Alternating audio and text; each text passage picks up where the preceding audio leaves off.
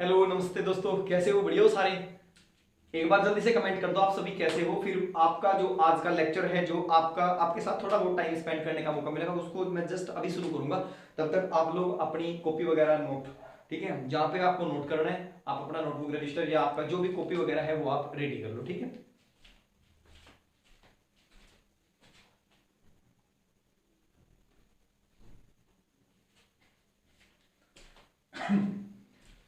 देखिए दोस्तों, जैसे कि मैंने कहा था आपको कि जो हिस्ट्री है, क्लास 10th की हिस्ट्री जो है उसका जो पोर्शन होगा वो 20 मार्क्स का होगा, यानी कि 20 नंबर का होगा।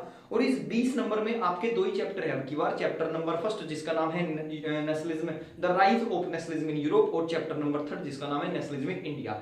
तो ये दो ही चैप्टर अब की बार क्लास 10th के लिए। खुशी की तो बात ये कि दो चैप्टर है, और थोड़ी सी डिफिकल्टी ये आएगी कि ये दो चैप्टर जो है ना, ये सबसे लेंथी चैप्टर माने गए हैं हिस्ट्री के, और सबसे डिफिकल्ट भी यही चैप्टर माने गए हैं, ठीक है। बाकी तो सारे इजी चैप्टर थे।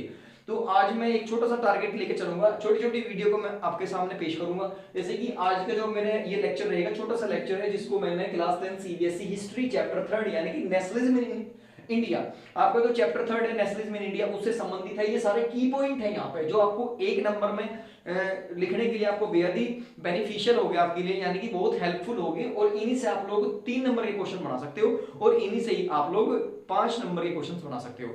यानी कि आपकी सोशल साइंस के एग्जाम में आपकी 3 वैरायटीज होगी। नंबर फर्स्ट होगी, 3 कैटेगरीज होगी। नंबर फर्स्ट होगी आपकी 1 मार्क्स की, नंबर सेकंड होगी आपकी 3 मार्क्स, और नंबर थर्ड होगी आपकी 5 मार्क्स। यानी कि आपके पेपर में आपको देखने के लिए 3 तरह के प्रश्न मिलेंगे, जो कि 1 नंबर के, 3 नंबर के और 5 नंबर के होंगे।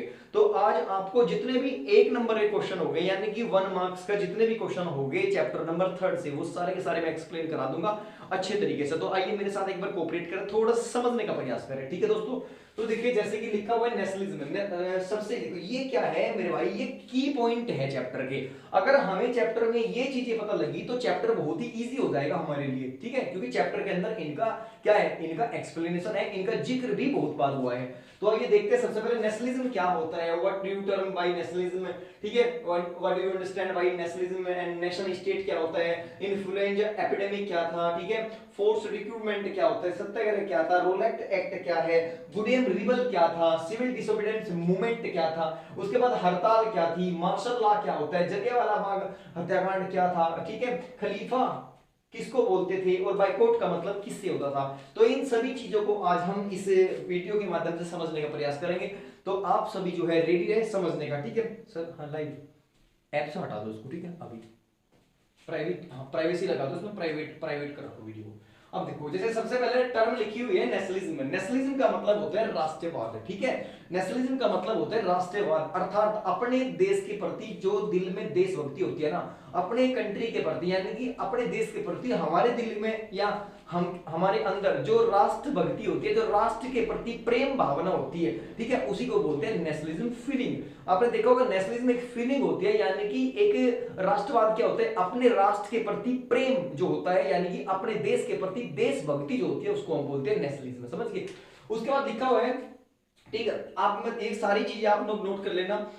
Patriotism, a feeling of collective, ठीक है, belonging to one's nation, sharing common feelings of identity, समझ रहे। अब उसके बाद मैं आपको देखो लिखने के लिए यहाँ पे एक्सप्लेन अच्छे से बताऊंगा क्या होता है। उसके बाद नेशन स्टेट। अब नेशन स्टेट, नेशन का मतलब राष्ट्र, स्टेट का मतलब राज्य। नेशन स्टेट का मतलब होता है राष्ट्र राज्य।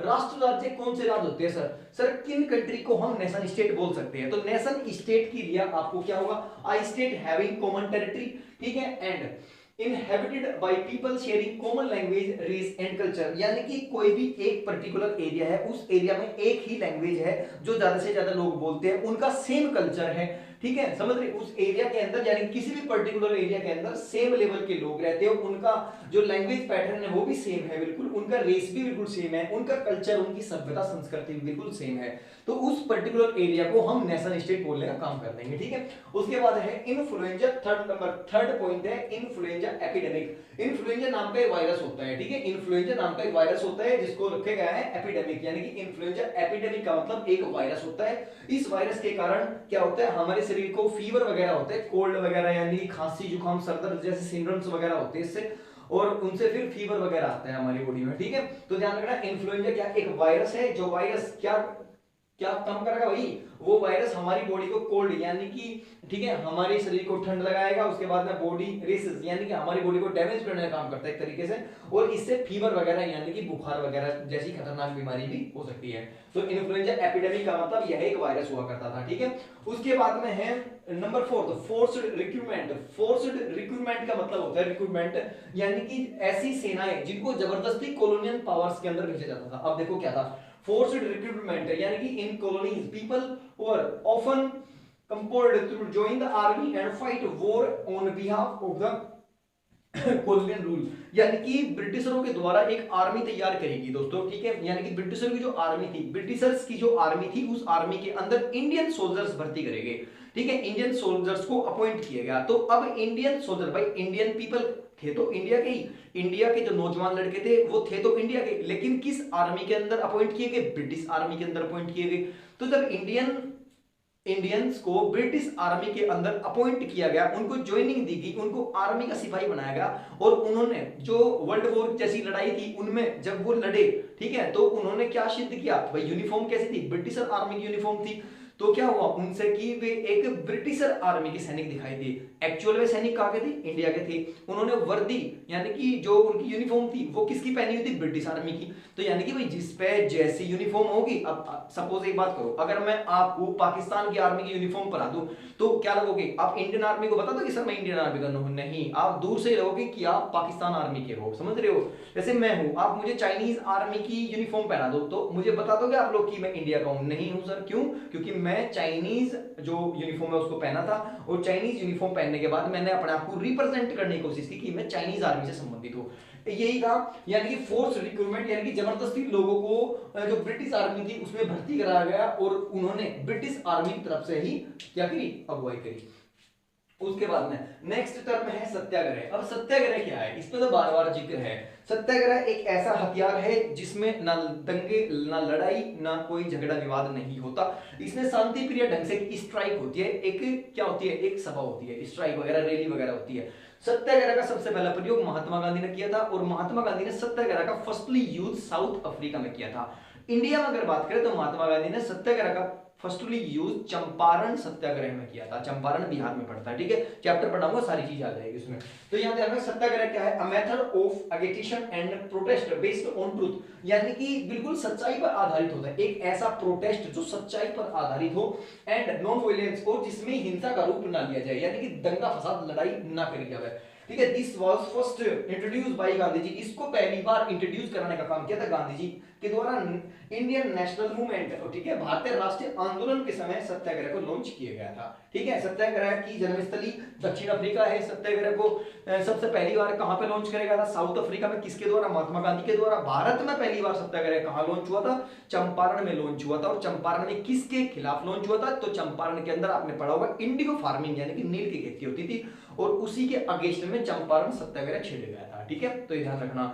इसका क्या होता है सर सत्याग्रह, सत्याग्रह एक ऐसा हथियार होता है, एक ऐसी लड़ाई होती है जो किसके, जो बिना हिंसा के, यानी कि जिसका आधार ही सच्चाई पे होता है। यानी कि नॉर्मल सी बात समझ लो, सत्याग्रह अगर अपनी बात सच है तो अड़े रहो उस पर, ठीक है, दूसरा शर्मा के अपने आप जो है हट जाएगा, इसको बोलते हैं सत्याग्रह। उसके बाद है रोलेक्ट एक्ट। रोलेक्ट एक्ट क्या था, तो रोलेक्ट एक्ट लिखा है an act passed by British government in India in 1919. It authorized the government to arrest and imprison a person without trial. This act was against civil rights.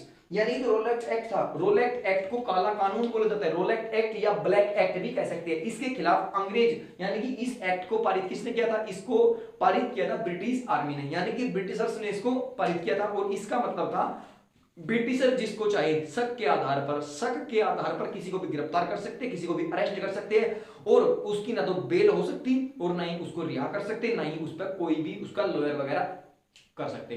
तो यानी कि एक ऐसा कानून था जिसको काला कानून कहा गया था। इसके खिलाफ, इसके तहत, इस कानून के तहत ब्रिटिशर किसी को भी अरेस्ट कर सकते थे, किसके, शक के आधार पर, केवल और केवल शक के आधार पर, ना बेल होती ना किसी से मिलने दिया जाता जब तक कि अंग्रेज ना चाहते, ऐसा, ठीक है। ये था रोलेक्ट एक्ट। इसका जम के विरोध हुआ था, इसी का विरोध हुआ था, और इसी के विरोध में बड़ी बड़ी जनसभाएं हुई थी, इसी के विरोध में हुआ था जलियांवाला बाग हत्याकांड, ठीक है, ये भी ध्यान रखना। उसके बाद में आपने देखा होगा, ठीक है, अब रोलैक एक्ट के बाद नंबर आता है civil disobedience movement. Civil disobedience movement का मतलब है सविनय अवज्ञा आंदोलन। सिविल डिसोबीडियंस मूवमेंट सविनय अवज्ञा आंदोलन महात्मा गांधी का ये नेशनल मूवमेंट था।